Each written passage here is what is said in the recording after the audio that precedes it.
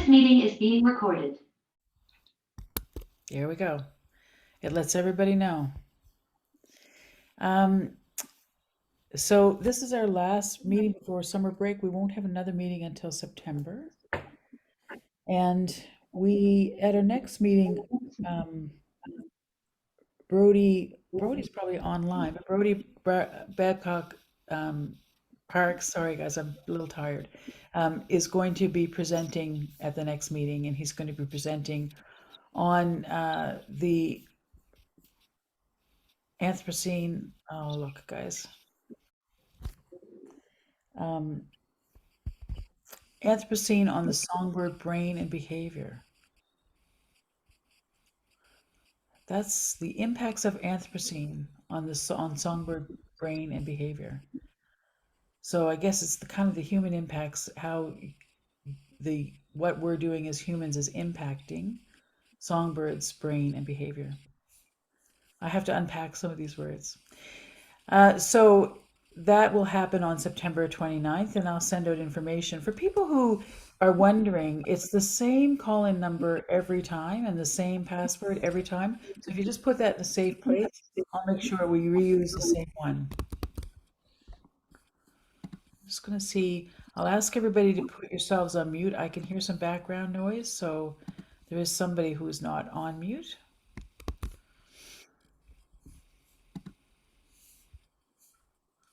I haven't been able to get out birding today, but I was in a meeting with a client in Queens County, surrounded by barn swallows, and there was barn swallows just outside the meeting room, and I found it very distracting to try to meet with people. Somebody came in and they kind of looked out the window, and a client actually, and I said, "Are you looking at a bird?" And they said, "Oh no." And I realized afterwards that that was probably a pretty ridiculous question to ask people. They were actually looking at the machinery that was important to the business that I was there for. But I was very concerned about the barn swallows. There seem to be a lot around, both in that area and in my area as well. But tonight we're going to talk about Sable Island National Park, and we're very, very fortunate to have Greg Straud joining us. Um, we have I think people already know that Sable Island is a very special place when it comes to birding, and we're going to learn more about that tonight. And I know that I see all of the reports from Sable Island, or many of the reports, because many of the birds that go to Sable Island are rare just because of the proximity. And so I often see what seem to be really odd birds. I think last year there was um, a Sabine skull. I think there was a Gargany maybe last year or the year before. I know that there have been some pretty neat birds out there, and I'm in a way, I'm glad it's not very accessible because it keeps it wild for those birds. But I wish I could get out there, and it's a great spot. And Dave Curry, for those of you who don't know, is out there right now. I think he's still there, eh, Greg? No, he just came off today with me. Oh, okay, all right. Well, he may be on the call, or he may be catching up on his sleep. So we're looking forward to learning more about the unique habitat of Sable Island and learning about the highlights of spring migration, that any spring migration highlights that you can share, Greg. Greg has worked for Parks Canada for over 35 years in various national parks, marine conservation areas, and national historic sites. He's currently one of two operations coordinators for the park reserve. And I think, Greg, you've been there since about 2016, if I'm correct. Yeah, that was my first year. I've been there for 5 years total. Yeah. About how much time a year do you spend there? I spend 6 months of the year. Wow. Okay, Greg is originally from Newfoundland, and he's a graduate of Memorial University with a degree of botany. And I looks like from the eBird records that on Monday you reported two roseate terns and a large colony of common and Arctic terns, which is pretty average, but also a snowy owl, which seems quite late. Is that typical for? Well, I will share a little bit more about that with some pictures. Okay, that sounds great. So, Greg, welcome. I'll hand it over to you. Thank you. Okay, thanks very much. Thanks very much to Susan and Diane for setting up this opportunity for me to speak to everyone. I've been in Nova Scotia, she said, since 2016. And I haven't been totally integrated into the birding community because I spend most of my time birding out on Sable. But I do run into various birders throughout the island every time there's a rare bird shows up, and I chase it down, whether it's a stellar sea eagle or a cattle egret or whatever it is. I managed to run into birders. So the community of birders in Nova Scotia is starting to grow for me, which is great. So down around our area, we've got a couple of people like Larry and Lyle that I run into on a regular basis because I live in Belle Isle, right outside the Belle Isle Marsh area, which is kind of fantastic. But for 6 months of the year, I'm on Sable. And I've got this presentation called Sable Island National Park, Just a Wink in the Sea. And I call it that because if you're flying into Sable, that's all you see. Off in the distance, this little tiny crescent shape, and it looks just like a wink. So it is kind of a really interesting piece of landscape that defies all logic of why it even should be there in the first place. So over the next little while, what I'm going to do is share a little bit about the island, what makes the island special, why we're here as a national park, and some of the things that we do, and some of the habitats and landscape of the island. And of course, I'll talk about birds as well and what makes it special from a birding perspective. So, first of all, for those of you who are not familiar with the geographical location of Sable, we are about 160 kilometers to the closest land, and that's in around Canso. You can see here, I've got it circled red, and it's right out at the edge of the continental shelf, and it's about 300 kilometers pretty much due east of Halifax. So of course we fly back and forth between Halifax, which makes it for a longer flight than if we had to go right to Canso. So it's the only way we get here is by plane or helicopter when it comes to our cruise ships and moving gear and supplies back and forth. It's always to the mainland. But our location is fantastic because being centered or adjacent right to the Gulf Stream means that we've got a lot more mild climate than what you would get in the mainland. So when you're suffering through minus 20 in the winter, it rarely gets below -5 on Sable. Now, of course, the misery index is a little high because we do have a lot of wind and it makes for damp, cold conditions. But in general, the average temperature is -1 for February. So that's the coldest month of the year. So it is really more of a tempered kind of climate throughout the year. And I think that's one of the reasons why the horses manage, because snow doesn't build up for very long. So we became a national park in 2013. So Sable has been occupied forever, which I'll talk a little bit about in a little bit. But we've only been there a very short period of time, and they were trying to decide what to do with the island and who best to be the custodians of it. And when they did the full analysis, they found that Parks Canada's got a long history of protecting places, but also welcoming visitors and trying to balance those two different parts of our mandate in a respectful way of the landscape. So it was a good fit for us to be on the island and welcome visitors and do our resource conservation work. So what shaped Sable Island? Well, Sable Island throughout history was much bigger.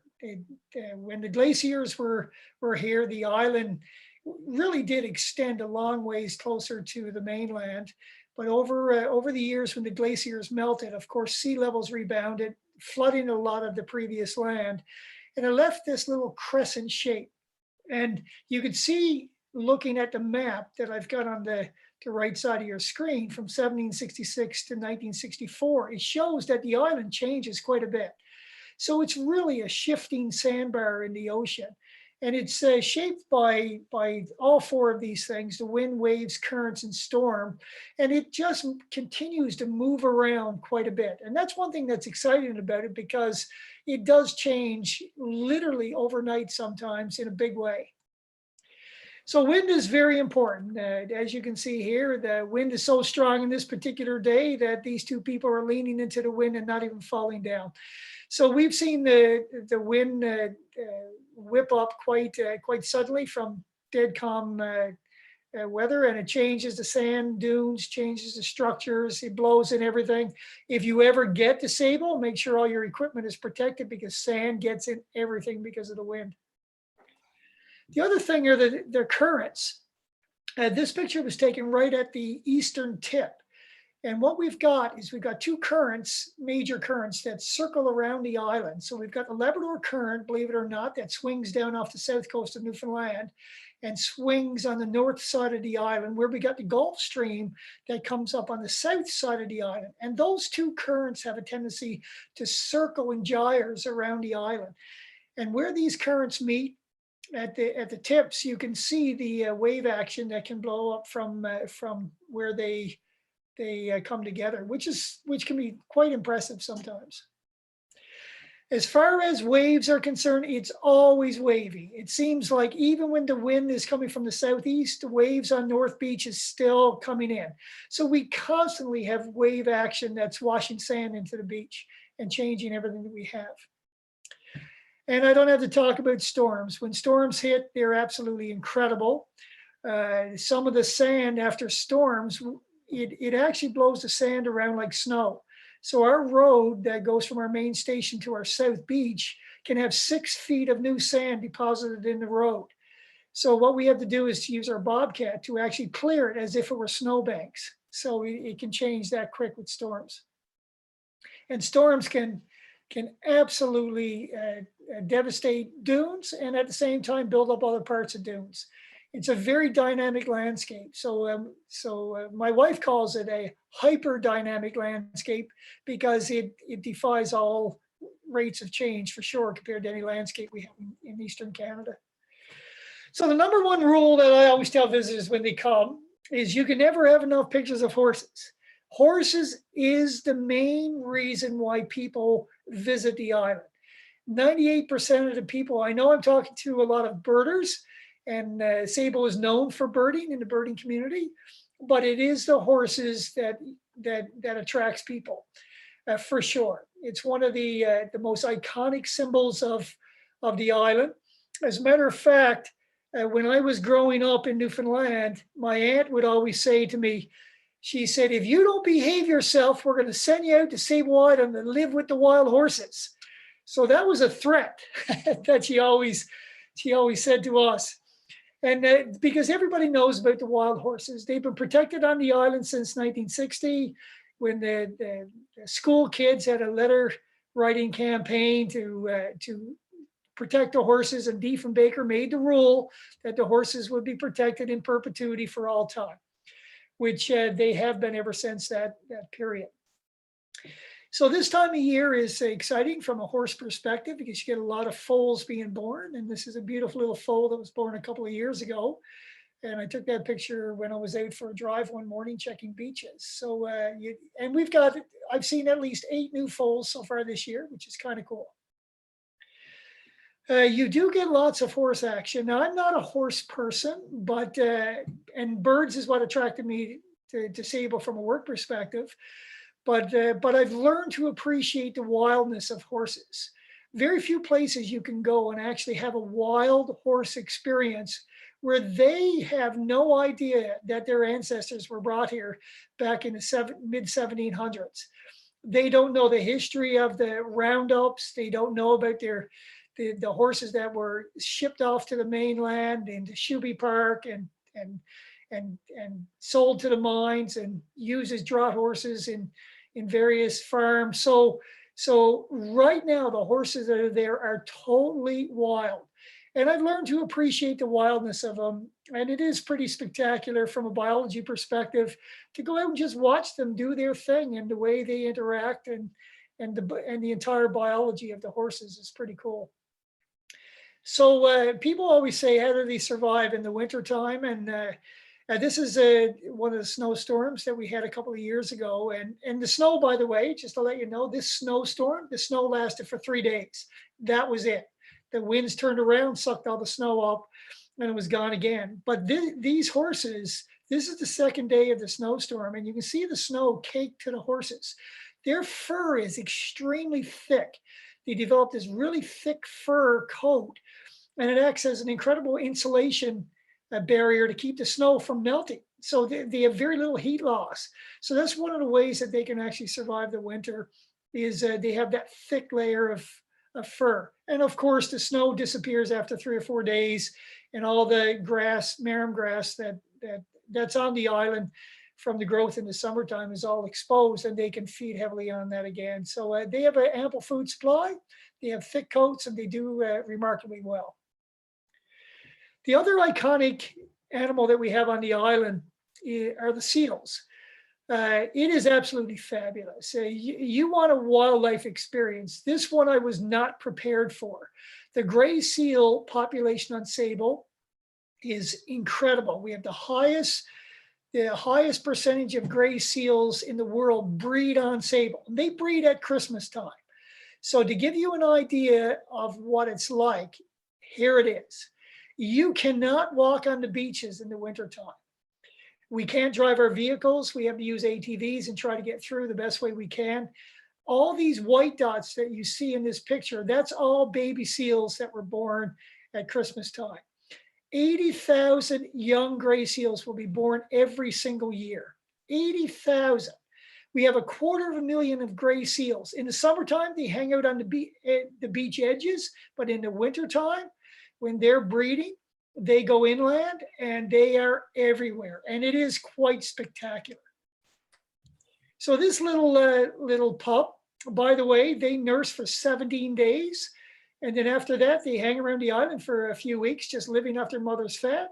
This one decided to dig a hole in the sandbank, and he was just lying in the sun, soaking up the sun, relaxing, living off his mother's milk.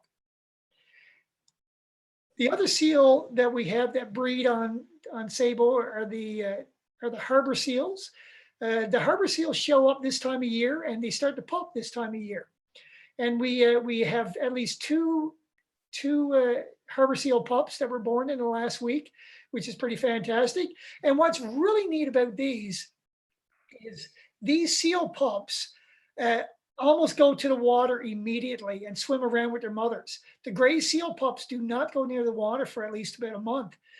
So it's completely different biology, completely different time of the year, and completely different behavior. And it's pretty neat watching the harbor seals go through their breeding or their pupping this time of year. The Sable Island has an incredibly long history of human occupation. I mean, it goes right back to the 1500s. And people have tried to establish all kinds of colonies on the island.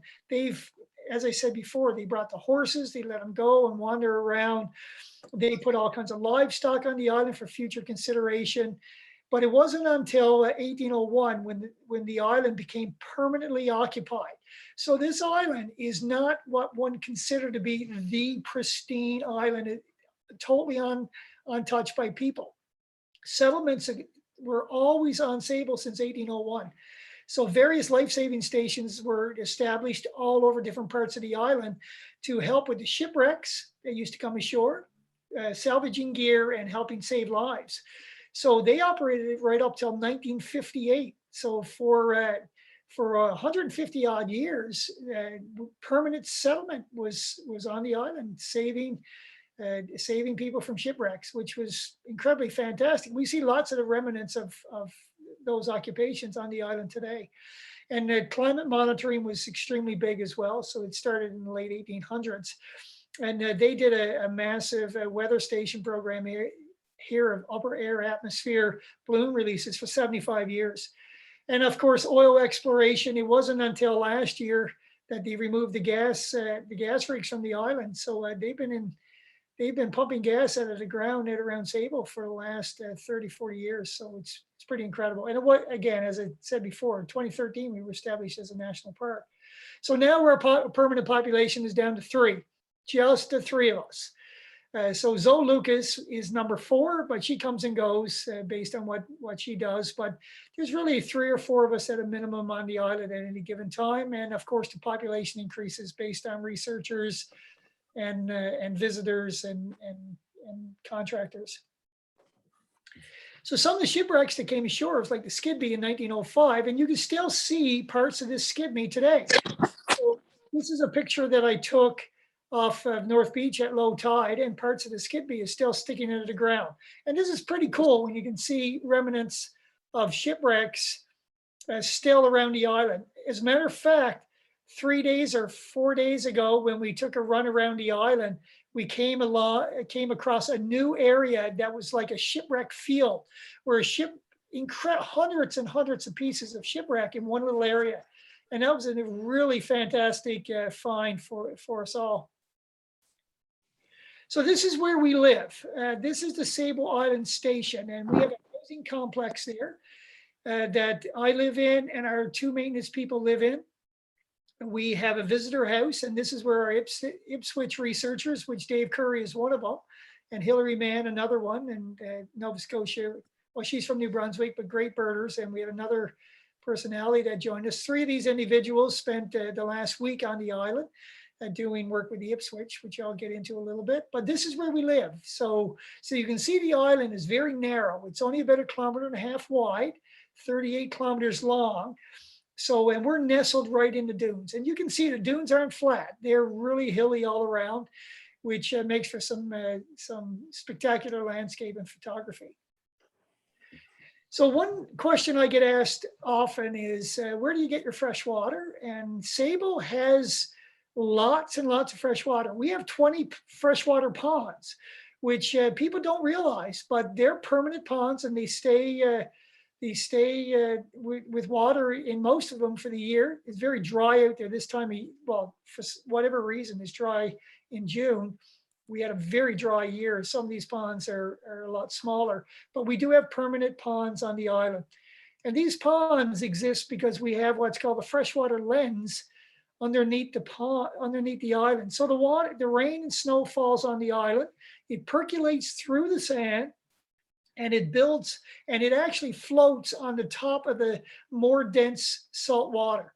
And what we do is we drill down into this freshwater lens, and we pump it up and run it through our water treatment plant, and that's how we get water for our station.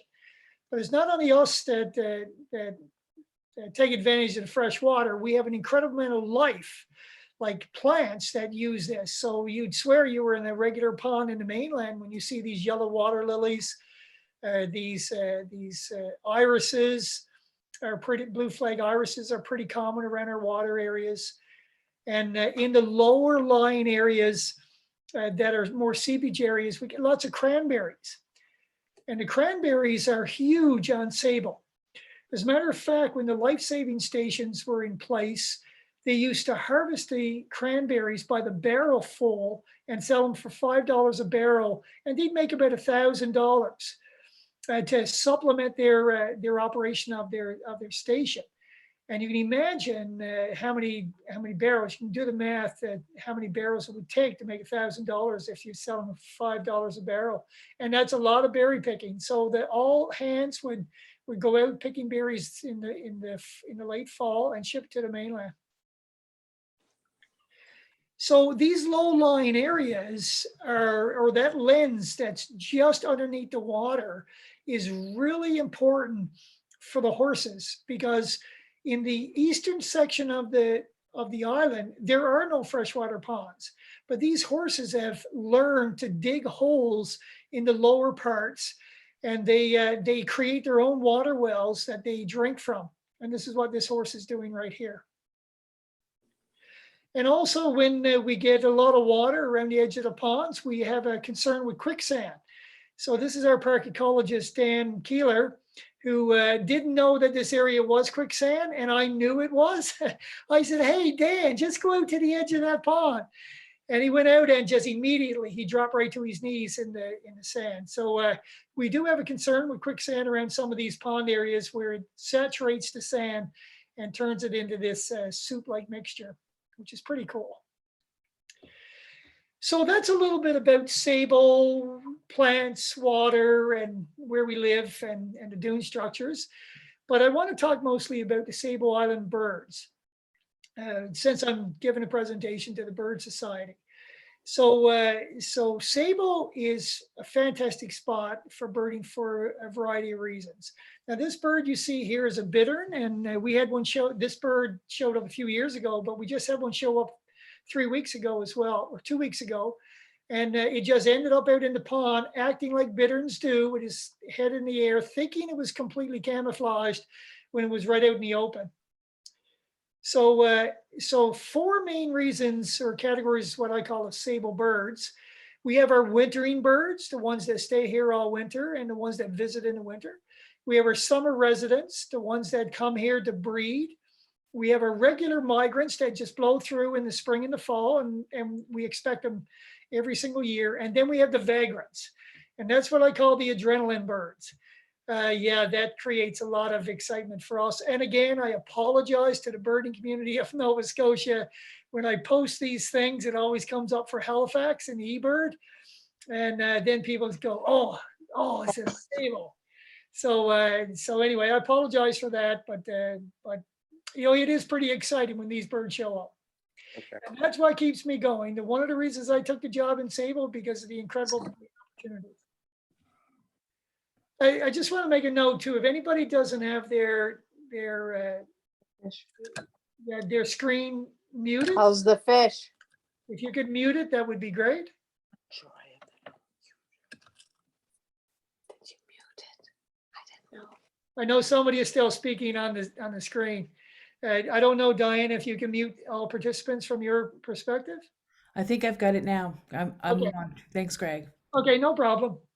So one of the more common bird groups on the island are gulls. Like the mainland, gulls are pretty common. We have blackbacks and herring gulls are the standard breeders, but in the wintertime, the blackback numbers increase by the thousands, literally by the thousands. So they all come here for one thing. And this is your typical blackback. It's the one with the big black back.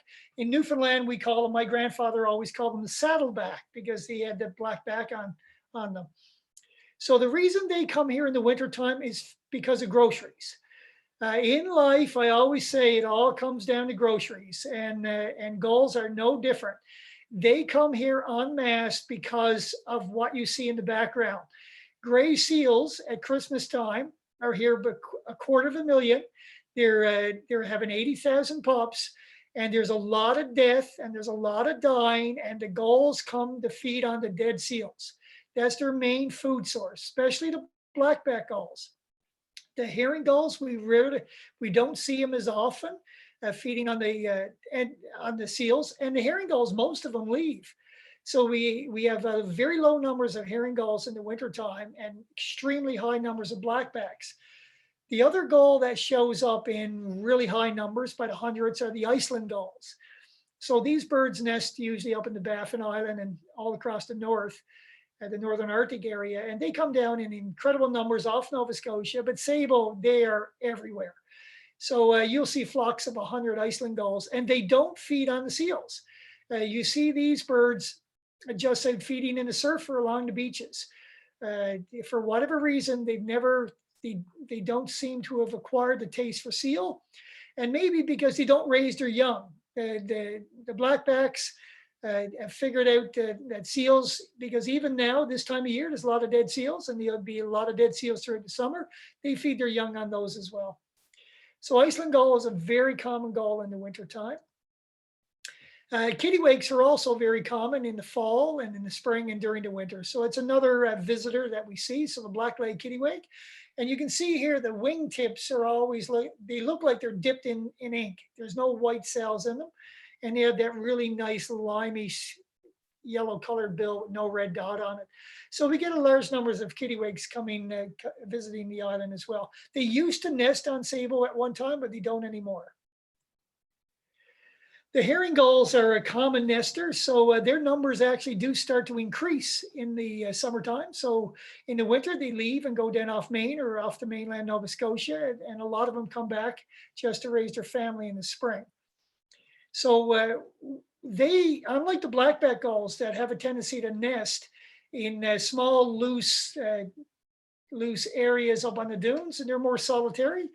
When you come to the herring gulls, they actually nest mostly in large or semi-large colonies, and you'll find them along these slopes. So in this particular area, when I was counting the nests the other day, there were 30 herring gull nests just in this little tiny bowl, and they seem to hang out in groups more than the blackbacks. So here's a couple of gull eggs from a herring gull nest, and if anybody thought that dinosaurs were extinct, well, this should convince you otherwise. These are a pair of great black-backed gulls, and they really look like dinosaurs, which in fact they are. So some people say dinosaur birds are just living dinosaurs. And when you see these little chicks running along the shoreline or running through the dunes, it looks like little dinosaurs running around, which is pretty fantastic. The other bird that migrates here in large numbers are the terns. What can I say about terns? When terns come to Sable, they are angry. The Arctic terns will come right from the southern part of South America, the longest migration route in the world. And by the time they get to Sable and parts further north, they're just angry. So it's just incredible. To give you an idea of the numbers, this is right outside of the station where we live. We have 2,800, we counted 2,800 nests in one colony last year, and you cannot get near them. When we have to do work around anywhere close to the tern colony, we have to wear hard hats because they just hammer you. So it's amazing the terns. So when I was up at East Light a couple of springs ago, we had to do some work in the tern colony, and I just took out my phone and took a picture, and these terns were coming at you with their screaming and pooping on you, and I've got it in my ears, I've got it in my eyes, and all over my jacket. So to give you an idea of, I've got this little video clip of what it's like in a tern colony.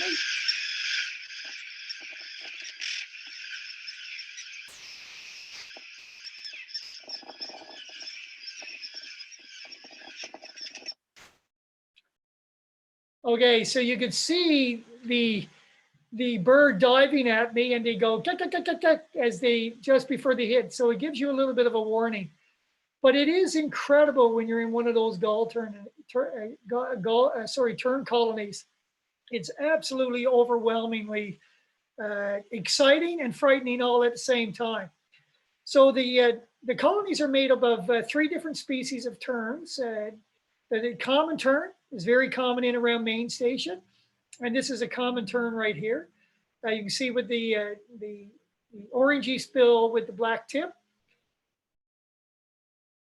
And here it is feeding its young chicks. So when I was up doing the surveys, I just so happened to see an adult come in with a sand lance, which is a small silvery fish, and it was feeding its young. So it's kind of neat just to have your camera set up inside the building and see all this activity going on right around you. The other tern species is the Arctic tern, and they're fairly common, especially up at East Light. And you can see their bill color is more of a blood red as opposed to an orange red, and it doesn't have that black tip. And they have little short legs on them, which is kind of makes them look a little bit goofy when they're walking around. So Arctic terns are very common as well. And the other one, which is not so common, is the roseate tern. And the roseate tern nest right in the colony at East Light. And you can see this long wispy tail that they have, a totally black bill. And the roseate that you see on the chest is very faint, and lots of times you can't see it. So you can see a little hint of it here on the one on the left. So this is a pair of roseates that were sitting on the beach just off East Light where they nest. So I did manage to get a picture of three different tern species all together. So you can see the roseate tern in the foreground, and the Arctic tern just to the right, and the one in the back is the common tern. So they were all sitting right together, which was fantastic to see. So the roseate tern is a species at risk for us, and we do roseate tern surveys. Diane was saying at the beginning that I reported 2 roseate terns. I did see 2, but there were 3 spotted by the Ipswich people. So we know we've got 3, but later on in June, we'll set up the blinds and we'll spend a bit of time there and we'll see if we can get a good count on the numbers. Last year we had 3 pairs, or I should say 3.5 pairs, 2.5 for sure, potentially 3 pairs. And we say a half because we had one that was paired off with a common tern and seemed to be nesting with that. So maybe creating some hybrids for future. But boy, they can be really, really angry birds. Now, when there's a lot of terns around, it's exciting for these birds. We get snowy always show up, and they'll spend the entire summer and winter on the island. And we had one that did that. He was around all winter, and sure enough, we're starting to see the evidence. There it is. I took this picture when we were up at East Light, and this is a totally torn apart tern, and the recent feeding from a snowy owl. And what we found is dead terns at Main Station and dead terns at East Light. So we're suspecting that we have 2 snowy owls, one that's taken up residency in each place. So it's fantastic to have snowy owls around. The one at Main Station was seen 2 days ago or yesterday, and 2 days ago as well. And the one up at East Light was seen 3 days. We don't know for sure that there's 2, but we suspect there's 2 different ones on the island. Much to the delight of the people living in Main Station, because any deterrent for the terns is a good thing from their perspective. So other nesters that we have are pin-tailed ducks. The most common duck species we have nesting is the regular black duck, which nest all over Nova Scotia. And we have at least 3 families of those right now on the island that I've seen. And no doubt there's going to be many more. But the pintails are pretty special. They only breed in small numbers. And when Dave Curry and I were walking between ponds, we actually scared a female off a nest, and it had 10 eggs in the nest. So this is pretty much confirmed sighting. And I did see a young pintails in the pond with a female last year as well. So we know they breed in small numbers on Sable. Some of the other breeders we have is the red-breasted merganser. I like to call these birds the punk rockers of the duck family, because if you look at the hair, you can, or the head feathers, you can see why they could easily be called the punk rockers. So we have those throughout the year on Sable. They'll overwinter on Sable anywhere up to 30 and 40 birds, and now they're all paired off nesting in various areas. One visiting bird that we get, and I had this bird earlier on this spring in one of the ponds. It came in from the ocean. Usually it's on the ocean. This is the long-tailed duck. It's a male. They don't breed on Sable, but it was quite a delight to see one inland away from the ocean. So not often do we see them away from the ocean. I did pick up a few on the Christmas bird count this year just offshore, which was quite nice. But they're spectacular ducks. In Newfoundland, by the way, we call them hounds, because if you ever hear a flock of old squalls calling from the bay, especially out of the fog, it sounds like a pack of hounds. Okay, I put this picture in. This is not from Sable. This is your regular savanna sparrow. You can see that nice yellow. You can see the really dark lines with a dark dot on the chest. And this is the savanna sparrow that you find regularly on the mainland. And we don't see many of this variety out on Sable. The one we have, of course, is this one. This is the Ipswich variety or subspecies of the savanna sparrow. Now, if anybody can make a case for a brand new species of sparrow, this is it. They don't sound, they sing differently than the regular savanna sparrow. They're much bigger than the regular savanna sparrow. And look at the tones. The tones are completely different. They're more soft brown, sandy color. And to me, it stands out like a sore thumb compared to a regular savanna sparrow.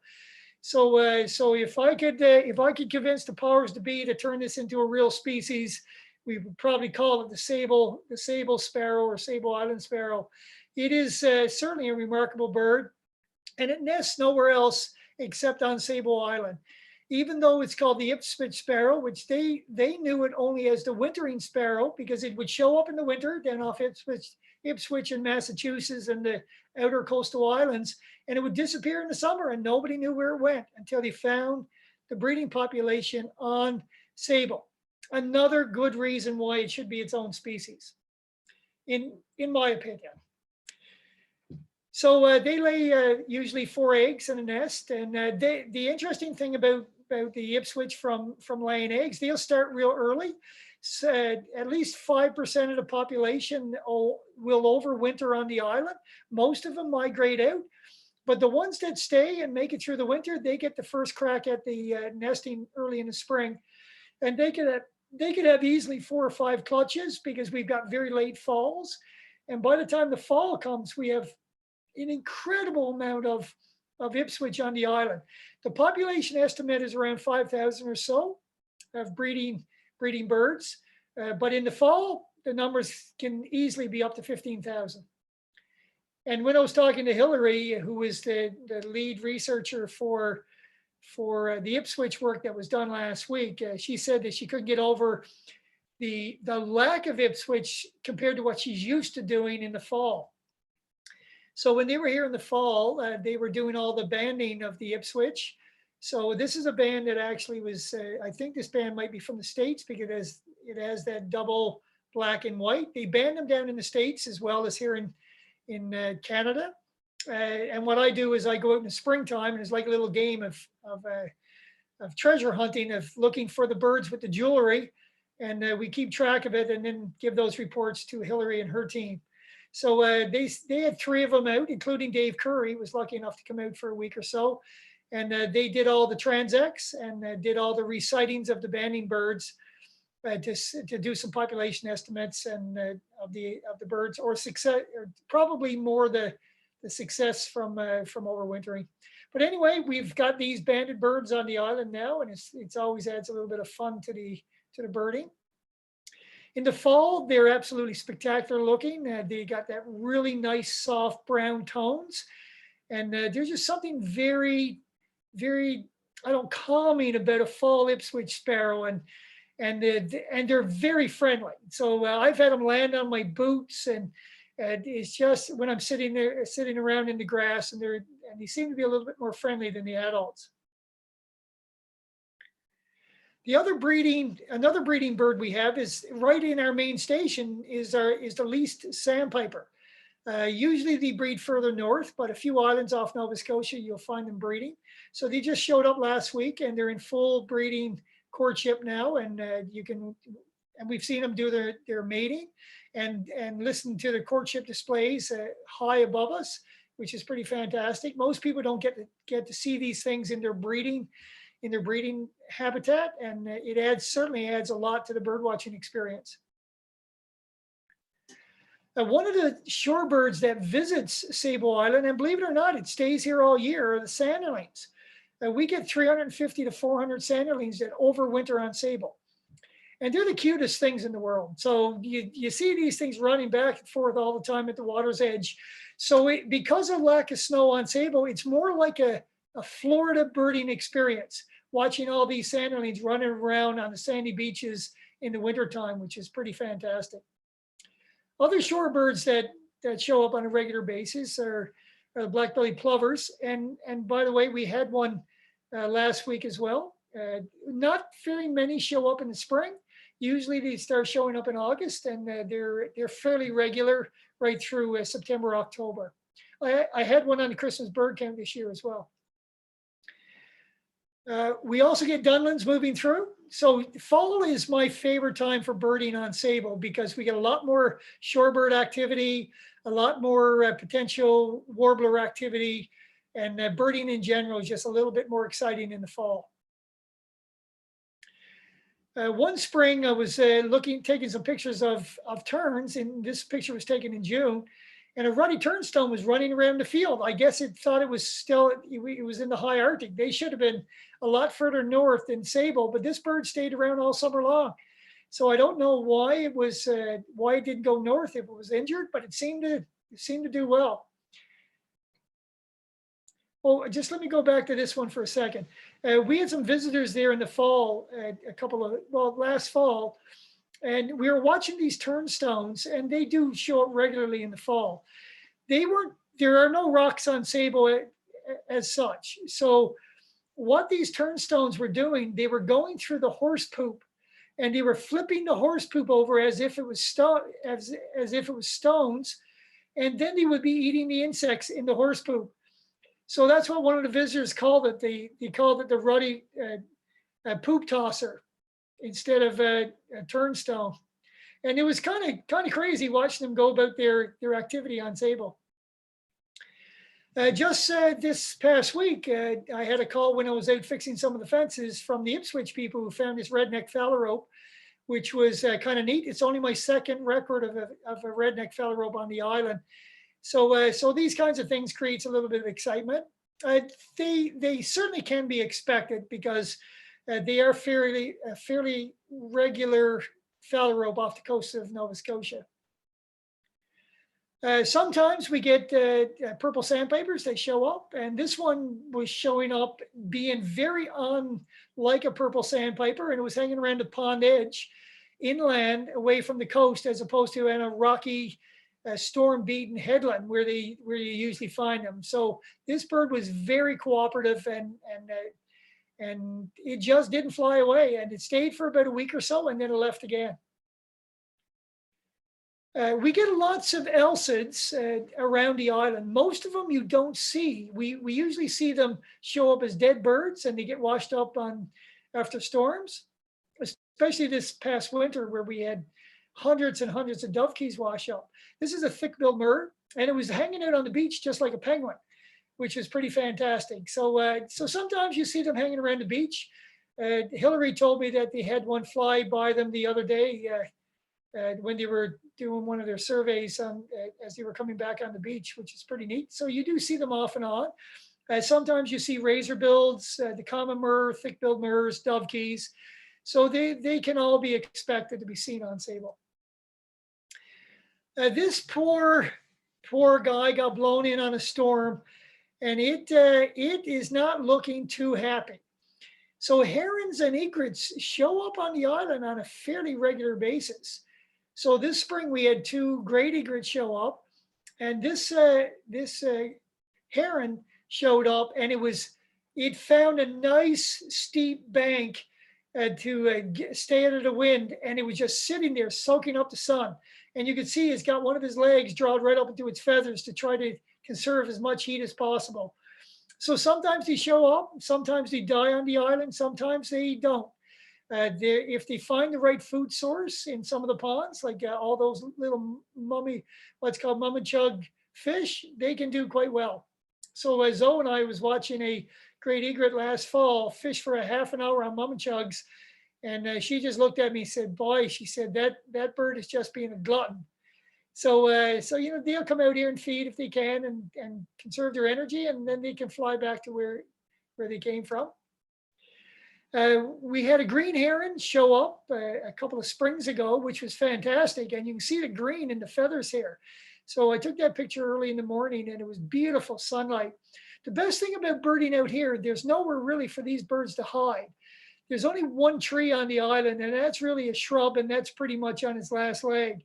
So when we do see birds, usually they're out in the open. And that's what makes it fantastic for photography and for birding in general. These things are out of their regular element. Another heron that we had was a black-crowned night heron that showed up in the fall one year.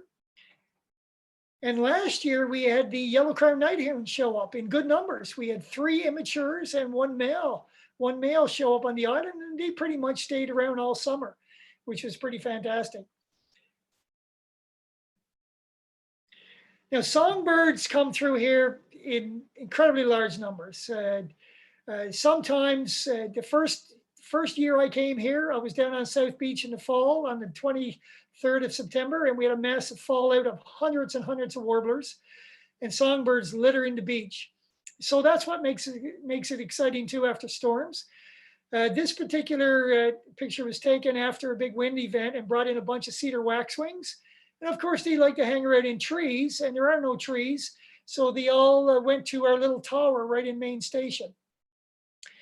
In that same station, we had the Bohemian waxwings show up with the cedar waxwings. And there's a real good comparison between the two, because you can see the cedar waxwings got the yellow buff, And the Bohemian waxwings got that rusty color underneath the tail, and they don't have that bright yellow. And they're a little larger than the cedar waxwings. So it was a great picture showing both of them together. Other birds that migrate through and we've seen on a regular basis are belted kingfishers. So this is the first spring so far that I haven't seen belted kingfishers. And again, they can feed heavily on the mamachugs in the pond, and they might be migrating to Newfoundland and just stopping by, or just blown off course going somewhere else. The surprising birds for me when I came here first were woodpeckers. Flickers, I realized after the last 5 years, are a regular visitor. So they have come through, and I've had up to 5 woodpeckers in a day. This particular day, I had 3 flickers, and they were all on an old telephone pole, just hanging out, because there are no trees, but there are old telephone poles that were put in place in the late 1900s and at various times over the years. And they're old, they're weathered, they're full of lichens, but the flickers still seem to enjoy them. And somebody was mentioned before this presentation, we were having a conversation. He said, well, why is a pigeon considered rare in Halifax? Well, this is the reason. I've reported a couple of different pigeon sightings.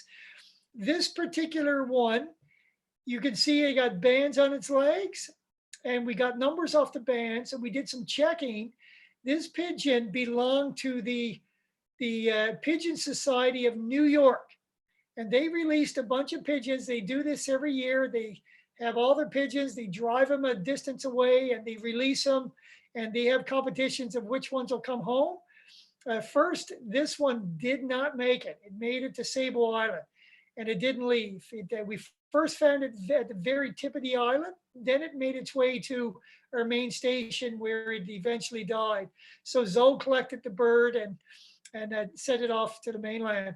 But sometimes birds make it and survive, and sometimes they just don't. And this is one that just did not make it. So that's why pigeons are considered rare when you see them posted on eBird for Halifax, because they're rare for Sable. Oh, but my favorite group of birds are the warblers. This is like, I live for migration. I don't care even if it's a regular yellow rump warbler. Any migrant bird that shows up on Sable gives me a overwhelming sense of joy. And the yellow rumps do as well. We get them overwintering on the island, but when the migrant males come in, it might be one of the most ubiquitous warblers in North America, but it is a very, very striking bird. If they were rare, people would look at them and say, look at how pretty they are. They are pretty regardless of how abundant they are. So I really love yellow rumps because they're usually the first ones to show up on migration as well. And this is the time of year that we were all excited about. So when Dave Curry and I were out looking for birds the other day, we came across a horse that died over the winter. This black and white warbler is sitting on top of the horse, and it was feeding on bugs in the horse. So of course, when a horse decomposes, it's full of all kinds of fly larvae and all kinds of bugs that feed on the horse. And this black and white warbler was just having a field day, just feeding heavily. And we took tons of pictures until an Ipswich sparrow came by and scared him off. And the next day when I was out hiking, I found 2 Ipswich sparrows standing on the same horse, feeding on bugs as well. So some birds have figured out that dead horses are a great source of food. This is the first time I've seen this activity. So Dave and I looked at each other and all we could do was just shake our head and say, can you believe this? So that's the magic of Sable. The other thing, before we found the black and white warbler, we were walking out on the road and we stumbled upon this beautiful male bay-breasted warbler, and it was just sitting in the sun feeding on bugs and moving back and forth the road, dropping out on the sand, and we just sat there taking pictures. There is no warbler neck on Sable. There are no trees, so this is what makes the warbling exceptionally delightful on Sable. is the warblers are all on the ground. So it just changes the complete birding experience for sure. The day after, I went for a walk, and lo and behold, that's when the black poles moved in. I had 5 of them, and apparently, talking to people at the beginning of this talk, they had a whole movement of black poles move into Nova Scotia too. So it's obvious they all came through at the same time. So this black pole was out enjoying himself, bouncing around. This is a whale vertebrae. So I just sat there with my camera and let it do its thing. So there it is there. So he was just bouncing around the whale vertebrae, putting on a big show. So it was fantastic to have such a delightful experience again. So unfortunately, I feel bad that we had to come off the island today, and because all I can think about is all the birds that are going to come through there in the next week or so. Some of the other warblers that have come through and given us some incredible views is the Nashville warbler, and this is Dan Keeler's first Nashville warbler in his life, and it was one of those birds that was just sunning itself and along the roadside, feeding on bugs that it could easily get at, and it put on a great show for us. Wilson's warblers come through, and we just had one a couple of days ago show up, and it was hanging out in Zoe's stick pile, which is right alongside of my house. So every morning I check the stick pile. She has a bunch of sticks stuck up with a little bird bath, and it's like a bird attraction. So it's a great place for photography. And you never know what's going to show up in Zoe's stick pile. So this is the stick pile. You see it here, but this is the Dave Curry bird. So Dave did not know that I was out watching birds and took this picture. So I don't know what he was doing. He was trying to have a moment with the warblers, but I think it was a Lincoln sparrow that was beating around and he was trying to get pictures of. So some of the other neat warblers that have showed up on the fall migration is the prairie warblers, and they all seem to be attracted to the Japanese knotweed. That's an invasive species in around, or I should say an introduced species in around our Quonset hut. So I had 2 prairie warblers show up at the same time, and they hung around for a few weeks, which is pretty fantastic. The other warblers that show up in the fall are the orange crown warblers, and they're usually the last warblers that we see on the migration in the fall. And then again, we had this little guy show up the Cape.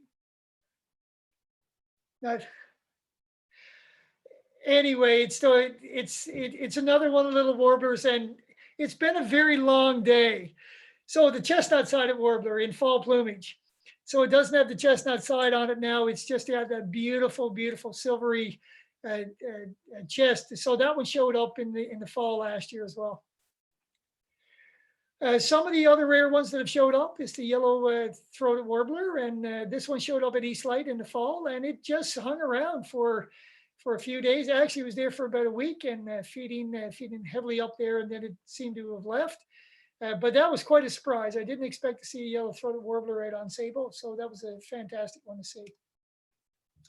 Some of the other rare things that have showed up in the fall. This one is one of the western flycatchers. It's a gray flycatcher from the Rocky Mountains, and it took a team of people to identify this one for me. I don't know these impeds very well, but Ian McLaren, God rest his soul, he was a godsend for me, because I used to send all the weird impeds to him, and him and his son used to measure the wing ratios and identify these things. So last year we found a Pacific slope flycatcher as well.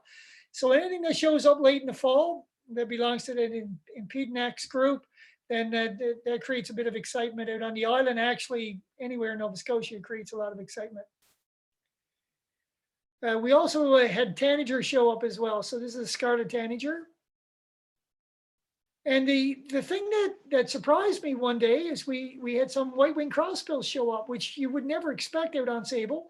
But we do get finches coming through. And when you get these finch eruptions occurring in Nova Scotia and Newfoundland, Cape Breton, they can show up out on the island. So this white-winged crossbill was feeding in the evening primrose seeds, and we had one that stayed for the better part of January and ended up on the Christmas bird count as well. Other finches that show up are the evening grosbeaks, which is always a delight. Who cannot like evening grosbeaks? One of the surprises that we had is I got a call from one of the guys I work with, Dave, and he said, "Hey, Greg, come over. I got something to show you." And I went over and opened up the door, and he said, "Come into the house." And there's this little saw-whet owl sitting on the edge of the frying pan. So he just flew into the house. He was probably attracted. Dave was out having a cigarette, and he had his door open. The owl flew right by him. This is early in the spring, 3 years ago. And it just landed right on his frying pan, and that's where it stayed. And eventually we caught it, put it in a box, and let it go the next morning. Some of the other rarities that have occurred is the fork-tailed flycatcher. This was an immature bird. I thought it was a damaged bird with a part of his tail feathers gone, but apparently it was an immature bird. It showed up in June after a weather bomb. It was one of these 24-hour weather bombs. We could see it coming up from the Caribbean, and it only took 24 hours for this very tight, very fast-moving weather system to hit us. And it just dropped this fork-tailed flycatcher on the island, which was pretty fantastic. Other spectacular birds that have showed up is the glossy ibis right outside of our house. It just showed up right in a pond just outside the main station, and they're spectacular birds. So Zoe came looking for me and said, "Hey, Greg," she said, "just to let you know, there's a glossy ibis outside." And so that was pretty neat to find. We also had tufted ducks show up, which is typically a European species, but they are pretty numerous right now in Newfoundland, and they do show up regularly on the mainland in Nova Scotia. So I was pretty happy to see one on Sable. The most spectacular bird I think I've seen since I've been on Sable is this one. It's the purple gallinule. And I went for a walk to check the one of the buildings, and I saw this incredible flush of color right out in the open in the springtime.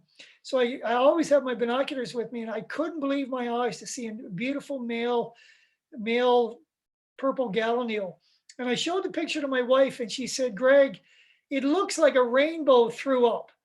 And I was like, wow, that's probably the best expression of a purple gallinule, because when you look at it, it does look like all colors of the rainbow, and they're all mixed up. So from now on, this is known as the bird that looks like a rainbow is thrown up. So that's the best description I can give of these birds. So we had them around for probably a week or so, which is, we don't know what happened to it. We don't know if it flew back or flew to the mainland, or if it succumbed or died somewhere. We have no idea. But it was quite a delight to see this bird. So these are some of the things that make birding incredibly fun on Sable. Having the opportunity right through the entire season, no matter if it's the winter time, if it's the spring, summer, fall, it makes no difference. It's always an exciting time to go out and see what's around. One of the things that attracted me in the first place to work on Sable, it was the birds. Like, I had different choices to work in various places, but when I looked at the potential for birding, I said, this is the place I got to go.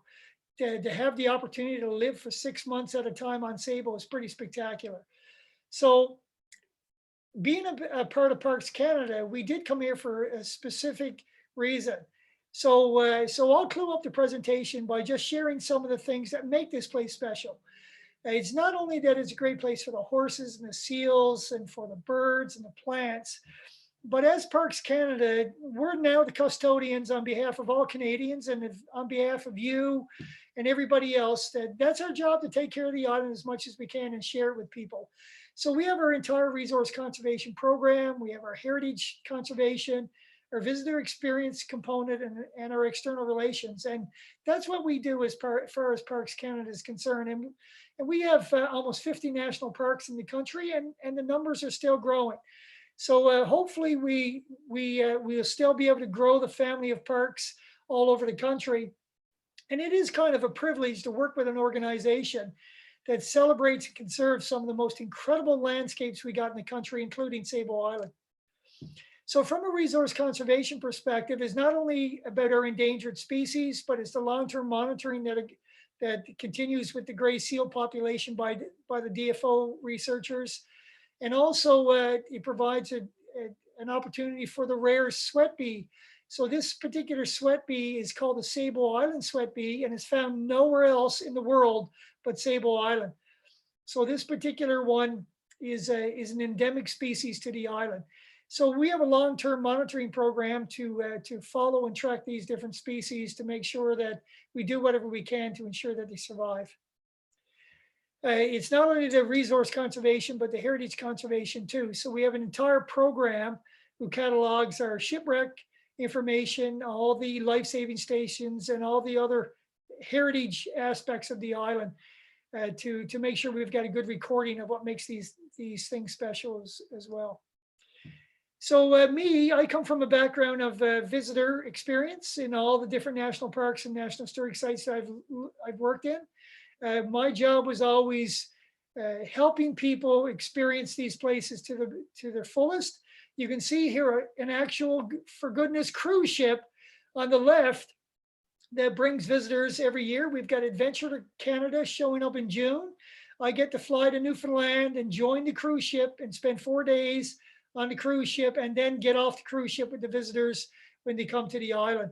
So that's one way that you can visit the island. Another way is by plane. You can see the plane up on the top, and they fly people in, and also by helicopter. So we've got a full visitor program every weekend and twice a week by helicopter. So there's many different ways to visit the island, and I'm one of the people that is there to greet people and to take them on guided hikes. So it's an opportunity. If you want to visit the island, you can check out our website and you can look at all the different ways that you can come. And if you got your own sailboat, that's another way that you can come to the island as well.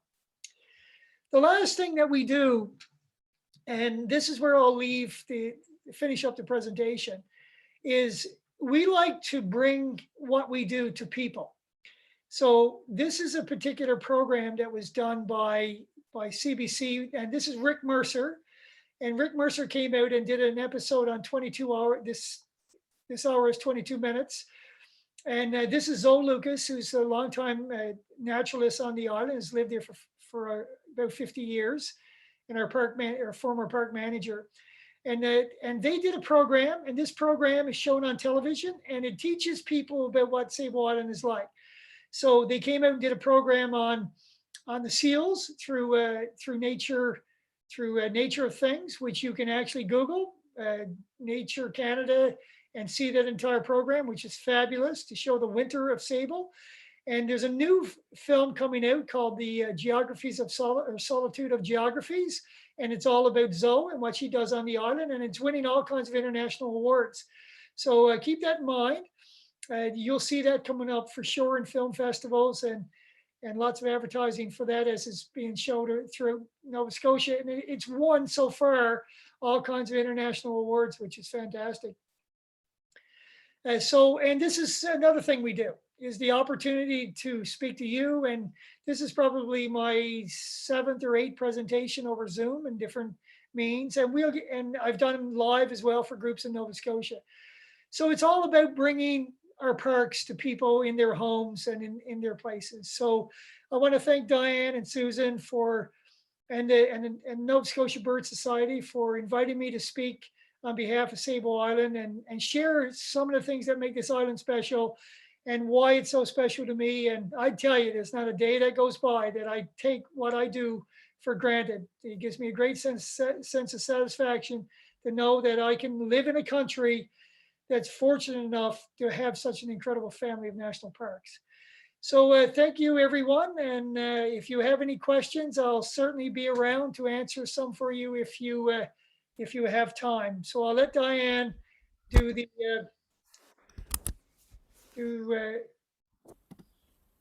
to facilitate that part. Oh, Greg, thank you so much. This is so exciting to see the birds. I can't even imagine what it's like to be there. Just being on the island must be a thrill, but to see those kinds of birds come in and be able to see them in such different, not only different habitat, but the way that they adjust themselves to the habitat that's there on the island. Excellent presentation. We're having lots of wonderful comments here on the chat. Thanking you for your presentation. Someone's looking for photos. I don't know if you have a place where where photos are posted somewhere that people can see. No. No, the only photos I have posted are on eBird, and I was going to post a lot more on eBird. The problem is my computer that I'm using right now. It's a Mac. This is a shout out to Mac. It's 11 years old and still clicking. But unfortunately, the all the programs and stuff, it just won't load. So when I get to upgrade my computer soon, I'll upload a lot more pictures on eBird so people can see them there. If anybody needs an image or wants an image, just drop me an email. And I don't care. I let anybody use my images as long as they're not making money on them. If people want them for websites, or if they want them for presentations, they're more than welcome to just drop me an email and I'll send whatever. We have a few messages, so or a few questions that I'm gonna read from. I think I've Sure. copied and pasted them from the chat screen, and keep putting more questions on there, please. So the first question that came up was actually about horses, and the question was that the foal that you showed in one of those images, it looked like it didn't have a nose. So the question was, do they shut their nostrils to keep the sand out? Yeah, they will. Certainly they'll shut their nostrils, but you'll find the horses are very, like their muzzles are a little stockier than what you find in some of the larger horses, and that's one of the comments that I keep getting from people that the heads they just look a little stubbier. So that's probably why. Okay. Now, my counterpart who works with me on the island, Sarah Medell, she's the horse expert. She has her PhD in these things. And if you guys want a presentation on horses, she is the guru. Like she's spent 3 or 4 years out here doing her PhD, and now she works with me, and she knows every horse by name. She can recognize every time I post a picture of a horse, she comes back and gives me the life history of the horse or the horse family. So anyway, just keep that in mind for a future presentation. That'd be pretty cool. Someone had a question about the indigenous history of Sable Island, and I'm wondering if there are any oral records about its shape and the wildlife. Yeah. If you know, Okay. So this is a question that came up. There is no physical evidence showing any archaeological evidence of presence of indigenous on the island. But of course, we have a saying that just because things are absent, it doesn't mean that's evidence of absence. So so the thing is that certainly when the land masses were a lot larger and there was only a few kilometers between various land masses, indigenous people certainly could have gotten to Sable Island. The likelihood of artifacts still being around probably would be remote, just because of sea level rising and shifting sands. So Sable Island, we call it National Park Reserve because we're still a part of Nova Scotia and we're still subject to the land claims, the outstanding land claims of Nova Scotia that Indigenous people have on the land. So we're reserve until those are all resolved. Then we'll be an official national park. So we do have Indigenous groups that come out on regular basis as a part of their experience, and we had them out last year, the Indigenous youth, to do a lot of work for us on the sweat bees. So we're highly engaged with the Indigenous groups in Nova Scotia. neat. Um, Someone asked about the tern colony numbers, if they have been increasing over the years. The tern colony population in Main Station Colony has increased 30% in 5 years. Hmm. So but some of the small satellite colonies seem to have disappeared. We don't know if those birds moved into this colony. The one at the other colony is also increased. But that may even increase more just because of we're putting up a fence to keep horses away. And as the grass grows, that colony might increase. And that's one of the things that we're going to monitor. So we have these fences put in the sand. They're called fence exclosures, and it keeps horses away from certain areas. And it's only about 1% of the island, or or so they're only small, but we're going to see what the effect is and see if that makes a difference. So our tern colonies right now are doing exceedingly well. That's good to hear. That's good to hear, and unusual, unfortunately. Um, and someone asked if the birds take turns. They use the tern, Tern. Do the birds take turns nesting on the island, or is there enough room for all the species? But you see all the pictures of those terns.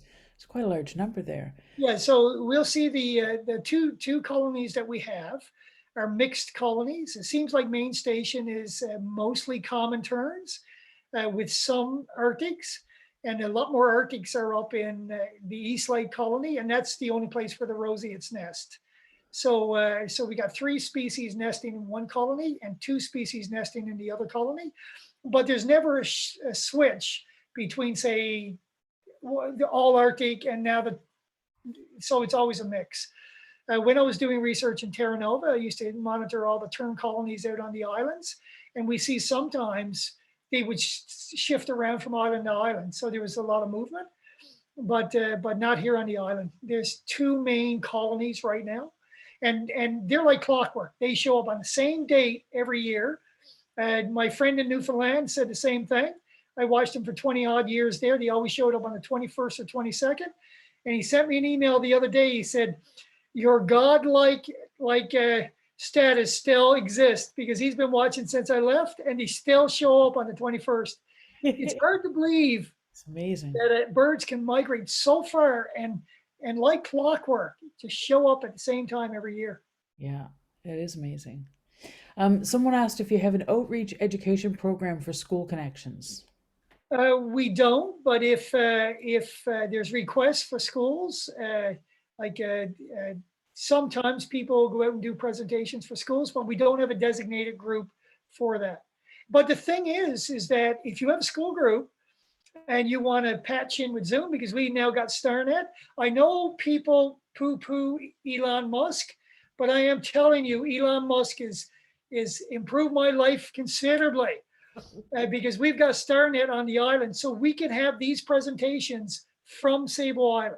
Wow, And if you're in a school and you've got good internet in your school, these kinds of presentations can be done. So if I'm on the island, I don't mind doing them at all. that would be great. And one last question. There may be others come up, but this is the last question that I have from the chat, which is asking about what would be the best month to visit to see the greatest variety birds? June? I'd say the best month is September for sure, because the shorebirds are coming in, and you might get and things are migrating, and there's a lot more songbirds migrating in the spring, in the fall. So that's by far my favorite time is throughout September. We do have one more question. This one from Susan. Is it possible for Nova Scotia Bird Society to plan a visit to Sable Island? Yes, all you got to do is you got to, as soon as January comes, and you can rent the plane, and it's 75 around $8,500, and you can take 7 of you, and you can split the cost, and you can come out. Oh, that would be fantastic. I'm in. Yeah, so you can go online and you can figure it out, but it does get booked up really, really fast. I bet. So really the registration doesn't start until January. And what we do is anybody who doesn't get to the island in 1 year, they get first crack at bookings for the next year. And then we open it up to the public for Wow. future ones. I bet there's a few people who would love to do that. And that's in the plane. If you do the helicopter, it's a lot more expensive, but you're a lot more guaranteed. There's no guarantees on Sable. Give you an idea, 60% of the people in plane make it to the island, and that is it. So 40% of the people don't make it. In a helicopter, the percentage is a lot higher because they don't have to rely on runways, just weather. So would it be possible to do a pelagic trip, like by boat? Absolutely. So that's why I bought a sailboat. Good for you. People come out on sailboats, and again, they can book. All you got to do is register online. And if you got friends with sailboats, again, it's not the thing with sailboats like cruise ships. You can show up, and if the waves or if the surf is high on the beach, you're not getting ashore. So you literally could anchor off the beach for 3 or 4 days or 5 days and just stare at the island. With scopes. Yeah, and that is the problem. Yeah. uh, Yeah. with coming by boats. But if you are coming by boat, the best time is the last 2 weeks of July. July is the best time. Okay. July, the first part of August. That's the calmest time for the waters. But Sable, there are no guarantees. That I can guarantee. The only thing you can guarantee is there's no guarantees. That's it for questions. Anyone else? Yeah, it's worth staring. Dave says it's worth staring at, even if you have to be on a boat staring for 3 days from a boat to the island. Yeah. Yeah. So anyway, thanks very much, folks. It was Oh, thank you. This was fantastic. It was a great way to end up our season of guest speakers, and I really appreciate you coming on board. I know it's been a and long day. if anybody sees me out birding, introduce yourself. I'm trying to still get my connections with the Nova Scotia birding community, and rare bird seems to be the only way that it occurs. So I look forward to meeting lots of people over the next few years. I'm not planning on going anywhere, so hopefully I got more things that we can report as time goes on. Well, a few of us go to Belle Isle the marsh there every year, so maybe we'll look Yeah, at. if you're coming down there, I'm off the island. I will join you because I live right outside the Belle Isle Marsh. Wonderful, wonderful. So Great, keep great that in mind. birding, great birding on both of your homes. I just feel bad for all the other people out there who don't bird. Yeah, me too. Thanks very much. It was an Okay, see excellent you later, presentation. guys. Take Thanks, care. everybody. Have a great weekend. Okay, see We'll ya. see you in September. Bye bye.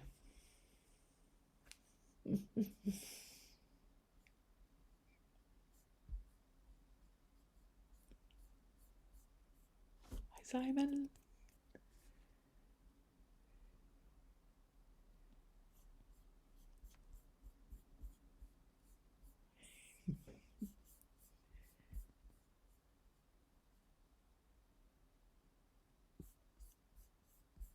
Oh, that was so fascinating.